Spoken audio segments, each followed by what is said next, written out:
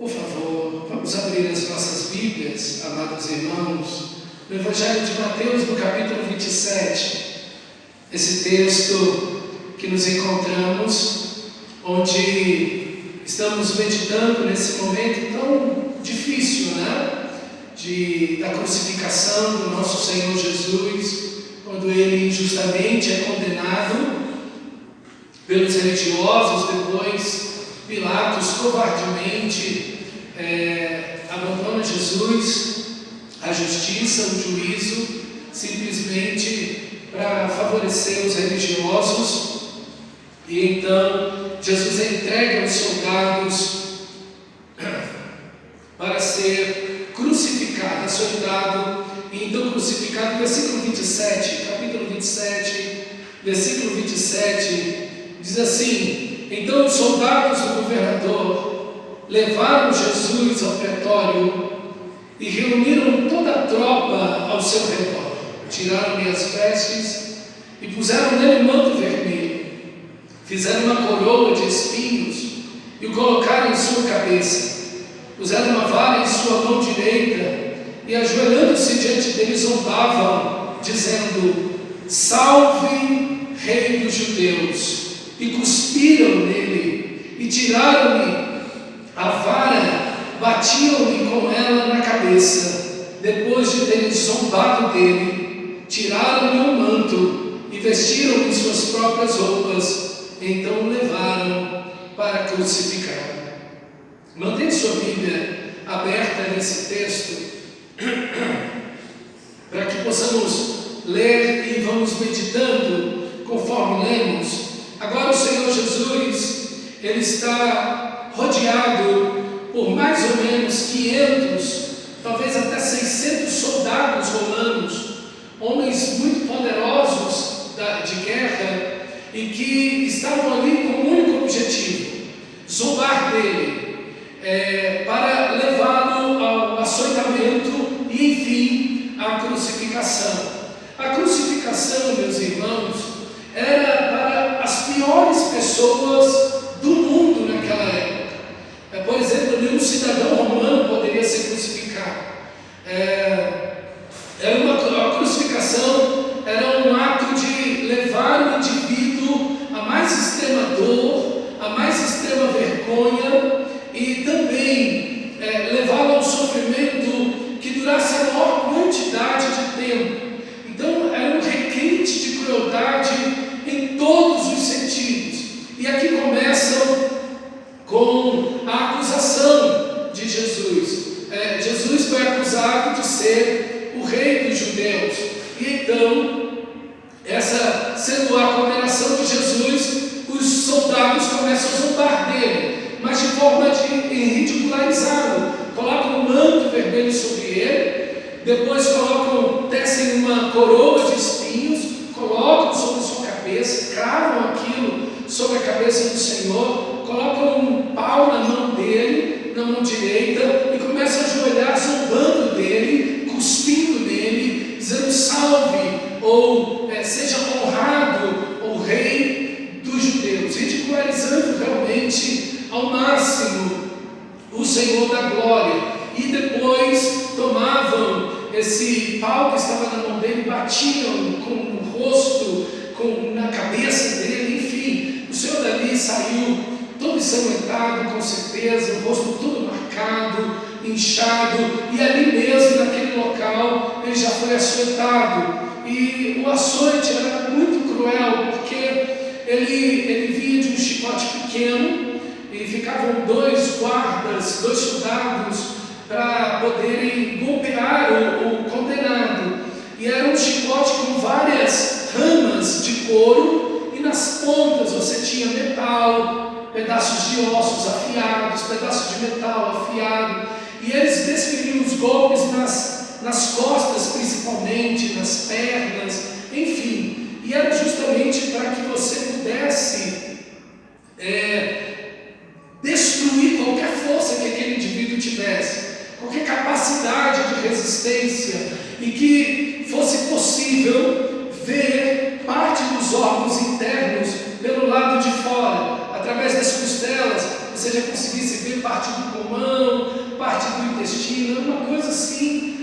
terrível, era um negócio assim de uma crueldade, de uma maldade que a gente não consegue nem imaginar direito. Uma coisa de um nível desse, a pessoa saía dali sangrando e de uma forma terrível. Então era desumano mesmo, era para mutilar a pessoa, e era tão terrível a humilhação que as pessoas que morriam crucificados, eles nem eram enterrados, eles eram ou deixados apodrecer na própria cruz, um pedaço de pau onde tinham sido crucificados, ou eram tirados e jogados num monte de empilhado de corpos de crucificados que também já estavam lá. Então era realmente uma coisa assim horrível de se ver, uma cena muito, muito lamentável que se fazia com alguém crucificado. Então a zombaria começa com os soldados romanos, e aí então Jesus é levado, versículo 32, ao saírem para ir para o Gólgota, para o lugar da caveira, ao saírem encontraram um homem de Cirene chamado Simão e o forçaram a carregar a cruz. É muito interessante, irmão, essa nota aqui que nós temos. Talvez você nunca tenha ouvido uma mensagem sobre Simão de Cirene, mas há uma coisa extraordinária aqui no nosso texto a respeito de Simão de Cirene. Simão é um nome muito comum naquela época, então você sempre tinha que dar ou o nome do pai que acompanhava para você saber de quem era filho, ou a cidade de onde esse homem vinha, de onde ele pertencia. E aqui no caso, ele é de Cirene. Cirene é uma cidade da Líbia.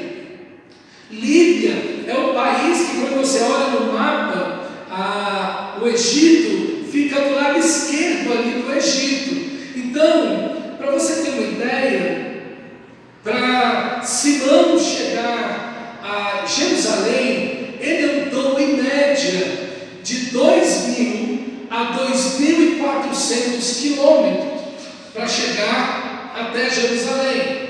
Ele viajou em média de 4 a 6 meses para fazer essa viagem. Essa viagem hoje de avião, ali naquela localidade, dá mais ou menos uns 2.000, quase 2.800 quilômetros de avião. Então é uma viagem muito longa, é uma viagem realmente muito penosa, onde o viajante ia trilhando, ia transpondo vários e vários desertos. Era um deserto tocado no outro, era um deserto tocado no outro. Então era uma viagem muito perigosa, era uma viagem muito cansativa, era uma viagem muito extenuante, a ponto da pessoa ficar 4 meses viajando. Então Simão, ele está em Jerusalém, foi uma viagem muito programada. Ele com certeza por anos programou, juntou dinheiro para ir com a sua família para Jerusalém, para celebrar a Páscoa e adorar a Deus ali no templo. E agora, ele é um africano, veja, ele é do norte da África, ele é da Líbia, provavelmente um homem de uma cor negra, ou de um tom bem bronzado, né? De um bronze naquela pele. E aí então nós temos esse africano que está ali, e por ser um estrangeiro, nós não sabemos se ele era judeu ou se ele era um prosélito, um judeu que morava na Líbia, ou se ele era um prosélito, isso é, um líbio mesmo que tinha se convertido ao judaísmo, ou uma coisa ou outra. Mas o que sabemos é que, por ser ele um estrangeiro, naquela situação, os soldados romanos, vendo que Jesus não tinha mais condições de carregar a cruz, também o peso, porque aquela tora horizontal da cruz pesava em média 40, às vezes até 50 quilos, peso de um saco de cimento, você andar depois de ter sido chicoteado. Então é uma coisa muito complicada. Então tomam ali Simão de Cirene para carregar essa parte horizontal da cruz. E é interessante, irmãos, que Simão, ele veio para Jerusalém para comer Cordeiro da Páscoa, para celebrar esse momento tão bonito da libertação da nação de Israel do Egito. E agora, aquilo que seria o pior pesadelo da vida dele, fazer parte da crucificação, não porque ele foi crucificado, mas fazer parte daquele cenário horrível de morte, fazer parte daquele teatro horrível de sangue e de violência, de ira, de ódio, e está ali carregando a cruz ao lado de Jesus, se tornou a maior bênção da vida de Simão. Porque se ele veio para comer um cordeiro assado, está ele agora ao lado do Cordeiro de Deus que tira o pecado do mundo. Agora ele veio para Jerusalém para passar o sangue do cordeirinho nas portas e janelas da casa onde ele estivesse. Agora, aquela trave da cruz que estava banhada no sangue do cordeiro está sobre ele. O sangue do próprio Senhor Jesus está sobre a vida de Simão, o sirineu. Meus irmãos, que privilégio! Aquela cruz era de Simão de verdade. Aquela cruz pertencia eternamente a Simão, a mim e a cada um de nós. Mas ali está o Senhor da glória, o Salvador, Cristo Jesus, carregando aquela cruz no lugar de Simão e de cada um dos eleitos de Deus. E Simão agora se une ao Senhor para ser coberto pelo sangue de Jesus. Foi o único que de fato, literalmente foi coberto pelo sangue de Jesus. Foi tocado pelo sangue mais precioso de Jesus. Que honra, que privilégio para Simão participar daquele momento. Às vezes na vida cristã, ao carregarmos a cruz, nós não vemos nenhum privilégio, nós não vemos honra, nós não vemos glória, nós não vemos brilho, nós não vemos bênção alguma no sofrimento. Como Jesus disse: alguém que vem após mim, negue-se a si mesmo dia a dia, tome a sua cruz e me siga. Às vezes nessa trajetória de carregar a cruz junto com o nosso Senhor, nós não vemos nenhuma glória em nossa vida, mas nós estamos participando junto com o nosso Senhor desse trajeto de negar-se a si mesmo, de buscar a vontade de Deus, de viver em santidade, dessa comunhão com o Senhor da glória, de estar junto com o nosso Senhor, caminhando em direção à vontade do Pai Celestial. A vida cristã é como a vida de Simão, o sirineu. A gente está nessa longa jornada. Simão estava em direção a Jerusalém, nós estamos diante e a caminho da Jerusalém celestial. Nessa jornada piedosa que Simão está fazendo, é também uma jornada piedosa que todo cristão faz. É uma jornada sob o sol, de desertos que às vezes duram muito tempo, viagens muito longas, onde nós muitas vezes passamos quantos sofrimentos, caminhamos às vezes nos perigos e debaixo de situações muito complicadas, mas nós não estamos indo como Simão para comer um cordeiro, nós estamos indo junto com o nosso Senhor, junto com o Cordeiro de Deus que tira o pecado do mundo. Ele vai conosco, Ele que já carregou a cruz, agora Ele segue conosco, nos carregando, nos fortalecendo, nos amparando, derramando Sua graça e Seu amor sobre nós,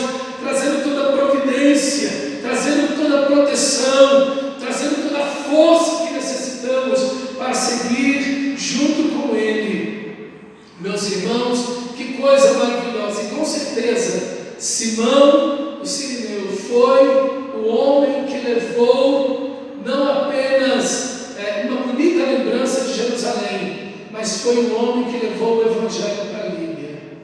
Ele fica até o Pentecoste, como era o costume, é o que provavelmente acontece com ele fica até o Pentecostes, que o pessoal ficava até a Páscoa, 40, 50 dias depois, o Pentecostes, a festa das colheitas, onde aconteceu ali o derramamento do Espírito Santo, e provavelmente Simão, ele já é ali tomado por Deus, tomado pela glória de Cristo Jesus, pelo Espírito Santo, e quando volta para a Líbia, já volta levando o Evangelho, levando a graça de Deus, abrindo ali na Líbia, no norte da África, a primeira igreja. E é interessante, irmãos, porque ele veio, a sua vida foi profundamente tocada, carregando a cruz ao lado de Jesus. A sua vida foi completamente mudada, transformada pela graça de Deus. E quando nós olhamos Simão, o Cirineu, ele é pai de Alexandre e de Rufo. Ele é pai de 2 cooperadores do apóstolo Paulo. E os filhos dele estão na lista de cooperadores do apóstolo Paulo. E não apenas isso, a esposa de Simão, o Cirineu, lá em Romanos capítulo 16, versículo 13, Paulo vai dizer que a mãe de Alexandre e Rufo tem sido uma mãe para ele também. Não é literal que ela seria a mãe do apóstolo Paulo, mas veja, irmãos, quando uma pessoa tem um cristão verdadeiro numa família, o impacto bonito e poderoso que essa pessoa pode fazer na sua casa, quando essa pessoa carrega de fato a cruz, quando esse cristão de fato serve a Deus de forma piedosa, cheia do Espírito, cheio da presença gloriosa de Deus, seus filhos são tocados pela mensagem da cruz, sua esposa, que seu cônjuge nesse caso, é tocada pela mensagem do Evangelho, se torna uma família que se envolve no reino de Deus. Não apenas Simão carregou a cruz, seus filhos agora ajudam o maior missionário do primeiro século, o apóstolo Paulo, sua esposa é mãe do apóstolo Paulo. Veja uma família inteira que ajuda no desenvolvimento, no avanço do reino de Deus, no crescimento maravilhoso do reino de Deus. Tudo começa com Simão carregando a cruz ao lado de Jesus. Simão ajudou Jesus carregando aquela cruz. Agora seus filhos estão ajudando o apóstolo Paulo, sua esposa está ajudando o apóstolo Paulo como uma mãe, acolhendo, amando, amparando, vendo se o apóstolo Paulo estava bem, se precisava de alguma coisa. Aquela senhora idosa já não poderia fazer muito no Evangelho, mas poderia ver se de repente a roupa do apóstolo Paulo precisava de uma costura, ou precisava ser lavada, ou uma comida quente quando estava próximo. E os filhos mais jovens poderiam se unir e trabalhar junto, e labutar junto, e evangelizar e pregar a palavra de Deus. Que família, irmãos! Que bênção, que coisa maravilhosa a família de Simão Cirineu.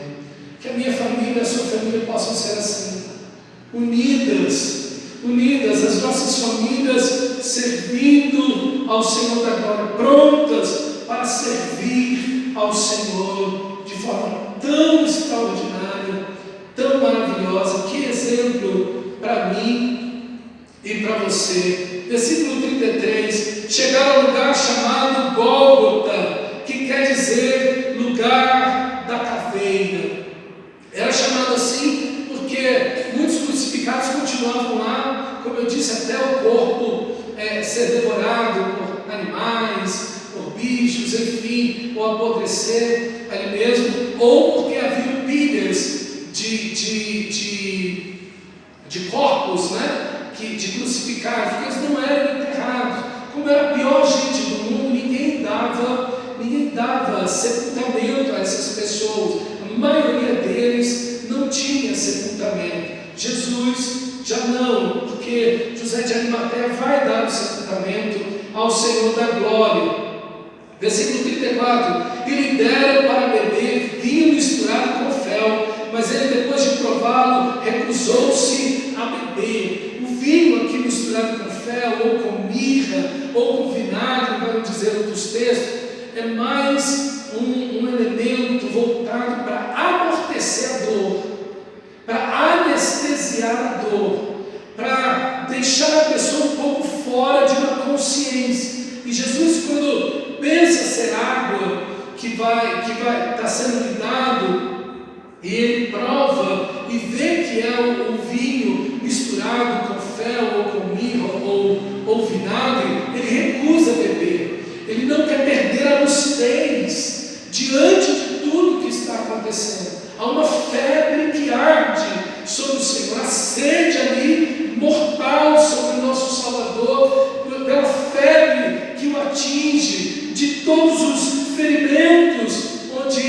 que estão sobre ele. Então a febre, a dor, a sede, um lugar muito seco de deserto. Então há uma sede, perder muito sangue, há uma sede extenuante aqui no nosso Senhor, mas ele não quer perder a consciência, ele não quer tomar aquela droga de jeito nenhum, ele quer manter a sua consciência plena nesse momento da crucificação. Versículo 35 diz: depois de o crucificarem, dividiram as roupas dele, tirando sorte. E aqui já se cumpre, o Salmo 22, versículo 18, que repartiram suas vestes entre mim. Talvez aqui, falando dessa questão do beber o vinagre, o vinho, talvez a citação aqui esteja se aproximando ao Salmo 69, versículo 21 também. Talvez seja essa uma citação desse texto, principalmente a primeira parte do versículo. E sentando-se, vigiavam-no ali. Os soldados já não tinham mais o que fazer, eles estavam ali, a multidão rodeando a cruz, e eles estão ali sentados, esperando aquele desfecho, tudo aquilo acontecer. Por cima da sua cabeça colocaram por escrito a acusação feita contra ele: este é Jesus, o Rei dos Judeus. Esse, meus irmãos, é o título da acusação do Senhor Jesus. Este é Jesus. É importante que esse título esteja com o nome do Senhor da glória. Este é Jesus. Não simplesmente colocaram: este é o Rei dos Judeus, mas colocaram: este é Jesus, o Rei dos Judeus. Foi colocado em 3 idiomas, o outro evangelho vai nos dizer. Foi colocado em grego, hebraico e em latim, para qualquer um que passasse pudesse ler o que ali estava escrito. E também 2 ladrões, no versículo 38, foram crucificados com ele, uma à direita e outra à esquerda. Então o cenário da crucificação está montado, e agora nós vamos ver uma sequência de zombarias. Já houve uma zombaria com os soldados na hora dos flagelos, quando Jesus, o Senhor da glória, ele foi açoitado, mas agora vem uma sequência de zombarias contra o Senhor. Começa com os líderes religiosos, primeiro com o povo que está ali vendo tudo aquilo. O povo começa a zombar, depois tem os líderes religiosos, e então os ladrões na cruz. A tentativa aqui, com certeza, Satanás não queria que Jesus fosse à cruz. Há um engano muitas vezes que as pessoas acham que o diabo queria que Jesus fosse para a cruz. Não! O diabo sabia que se Jesus fosse para a cruz, ele seria derrotado. Então tudo aponta para que Jesus não vá para a cruz. Por isso que Pedro, quando disse: eu tenho misericórdia de ti, o Senhor vai morrer na cruz, o que Jesus diz para ele? Arreda Satanás, porque você cogita das coisas dos homens e não de Deus. Então Satanás não quer que Jesus vá para a cruz, porque ele sabe que Jesus é o Cordeiro de Deus que tira o pecado do mundo. Então Satanás não quer. Então a tentativa de Satanás aqui, ele não pode impedir. Então ele vai tentando o Senhor da glória, trazendo essa zombaria, esse desprezo, e dizendo para o Senhor da glória que ele não pode se salvar, e ele não pode salvar ninguém.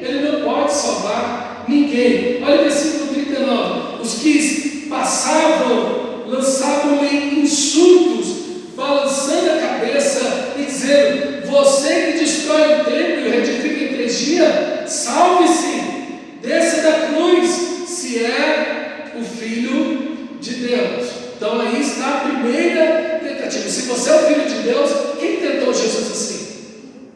O próprio Satanás, lá em Mateus, no capítulo 3, ok? No capítulo 3, capítulo 4 ali, quando o Senhor da Glória, depois do batismo, é conduzido pelo Espírito Santo ao deserto. Veja a mesma expressão aqui. Veja, Satanás está ali agindo, motivando essas pessoas a insultarem o Senhor, tomando as palavras do próprio Senhor Jesus, que diz que destruiria aquele templo. E aí, quando Jesus está falando aqui, ele não está falando do templo físico, né, de Jerusalém, mas ele está falando do seu próprio corpo. Destruiria esse templo e em 3 dias o reedificarei. Então, o diabo tenta aí, sempre zombando. E aqui está, irmãos, uma coisa que você nunca pode esquecer: é que o diabo zomba da fé do cristão.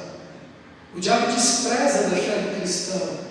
Ele despreza o sofrimento, o esforço, a tentativa, o trabalho, o empenho que o cristão faz, né? A santidade, a vida de santidade, de seguir o Senhor, de pureza, de correção, de justiça, em que o cristão vai vivendo. O diabo despreza isso, o diabo zomba disso, para ver se você sai dos caminhos de Deus. Até quando você vai ficar nisso? Tem tanta coisa boa na vida para você fazer e você continua vivendo aí. Deixa de bobeira, vai viver a sua vida. O diabo, ele sempre vai tentando desprezar o serviço, o trabalho, o sofrimento, o empenho, o esforço do povo de Deus. Fez isso com Jesus, também faria comigo e com você. Versículo 41. Da mesma forma, os chefes dos sacerdotes, os mestres da lei, os líderes religiosos zombavam dele, dizendo: agora outra turma começa a zombar, está vendo? Salvou os outros, mas não é capaz de salvar a si mesmo, e é o rei de Israel. Desça agora da cruz e creremos nele. Ele confiou em Deus, que Deus o salve agora, se dele tem compaixão, pois disse: sou filho de Deus. Veja, a primeira coisa é a mesmo intento: salvou os outros, não pode salvar a si mesmo. E novamente, desça da cruz. Sempre é o intento: desce da cruz, deixa essa cruz, deixa o sofrimento, abandona isso, deixa isso para trás. E aí, outra coisa terrível que o diabo faz contra Jesus é que os líderes religiosos, nessa maldade, com certeza, aí no seu próprio pecado, que aqui não é só o diabo, ok? É o próprio pecado, a própria maldade humana que está aqui. O diabo também pode citar isso, mas aqui está a própria maldade humana. É aqui colocar dúvida no amor de Deus pelo Pai, pelo Filho, ok? É o amor do Pai celestial pelo Filho. E é justamente isso que nas tribulações às vezes a gente sente. A gente começa a ter dúvida se Deus gosta da gente. A gente começa a ter dúvida no sofrimento. A gente começa a ter dúvida na doença, na tristeza, ok? Então, a dúvida que também tem muito da maldade humana, tem muito da ação do diabo contra o cristão. Deus nos ama, irmãos. Não importa os momentos, as lutas, os sofrimentos que passemos, o Senhor da Glória nos ama. E nós podemos, olha o versículo 43, nós podemos e devemos confiar em Deus. Eles vão dizer: Deus, ele confiou em Deus, que Deus o salve. Então, a dúvida aqui na fé verdadeira, na fé genuína. E termina aí no versículo 44, igualmente, o insultavam os ladrões que haviam sido crucificados com eles. Então veja, há 4 tipos de zombarias aqui, que vem de várias partes, de vários lados, tudo para desanimar a fé, o sacrifício do Senhor da Glória. E então, no versículo 43, o Senhor permanece, 45, o Senhor permanece firme, e o texto diz: e houve trevas sobre toda a terra, do meio-dia às 3 horas da tarde. Por volta das 3 horas da tarde, Jesus Jesus bradou em alta voz: Eloi, Eloi, lama sabachthani, que quer dizer: Deus meu, meu Deus, por que me desamparastes?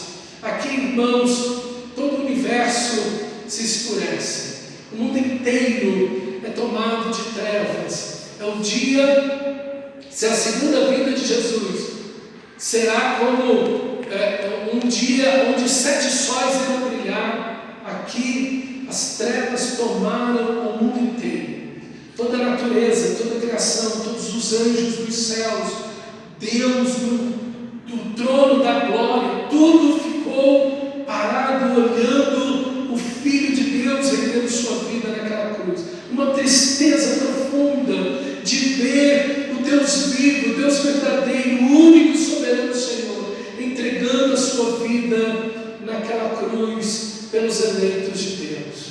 Meus irmãos, sofrendo, sendo zombado, humilhado, nu naquela cruz, sem nada, totalmente nu naquela cruz. Que vergonha, que humilhação, que sofrimento, todo o peso do pecado, toda a ira de Deus, todas essas trevas mostram a ira de Deus que deveria estar contra mim e contra você. Nós é que deveríamos estar em trevas eternas, nós é que deveríamos estar em trevas eternas do inferno.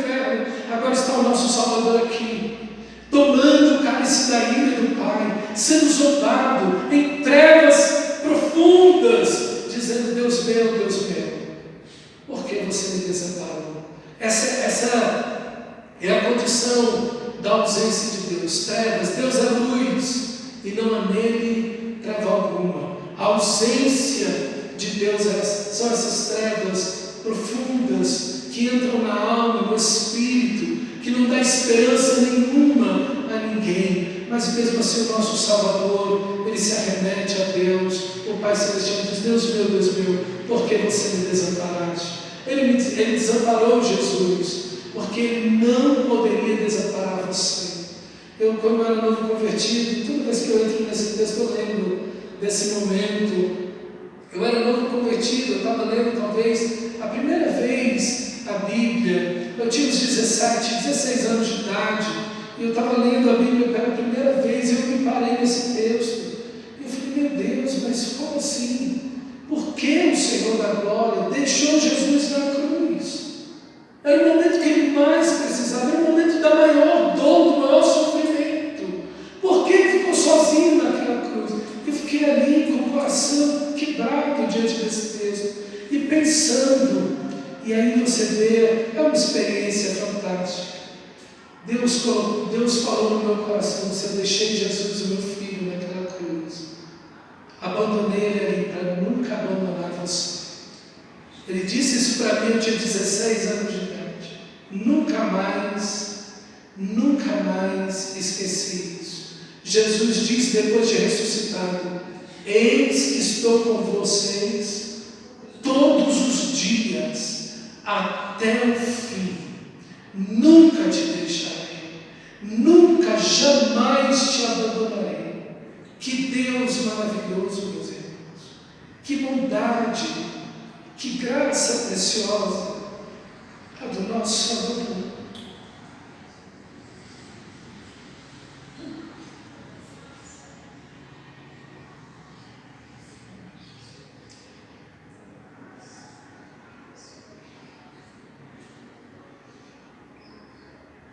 Quanto Ele nos amou, quanto se sacrificou por nós. Foi até o fim. Diz a Bíblia dele: Ele nos amava, Ele nos amou até o fim. Ele te amou até o fim, meu irmão. Ele não vai te deixar pelo caminho. Ele não vai te desamparar. No meio da dor, do sofrimento, das lutas, Ele vai estar lá com você.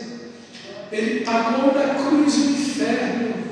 Era de sermos separados eternamente do Pai Celestial. Foi Ele que nos amou até o fim. O Pai, com certeza, com o coração quebrado, deixou seu filho na cruz, porque Ele sabia que ia estar com você eternamente junto com Ele. Que preço maravilhoso! Por isso que Jesus diz, o texto sagrado de Isaías 53 diz: Ele viu o fruto do seu penoso trabalho. Que fruto é esse?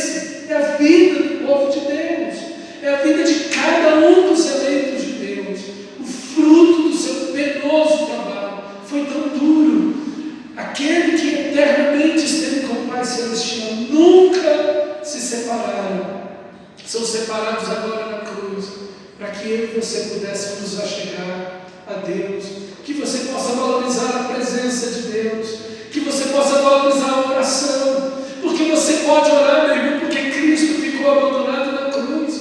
Se você pode buscar o Senhor, adorar o seu nome, cultuar o Senhor, é porque Cristo foi abandonado naquela cruz. Bendito seja o seu nome, para que possamos cultuar a Deus, amar a Deus, viver para a glória de Deus, para que o Espírito de Deus pudesse habitar em nós.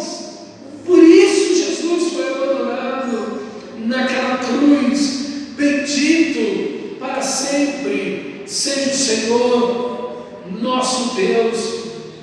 Que coisa maravilhosa, meus irmãos, para mim e para você. Que bênção tão grande. Versículo 48, imediatamente um deles correu em busca de uma esponja, embebeu-a em vinagre, colocou na ponta de uma lança e deu a Jesus para beber. Mas os outros disseram: deixe-no, vejamos se Elias vem salvá-lo. Depois de ter bradado novamente em alta voz, Jesus entregou o Espírito.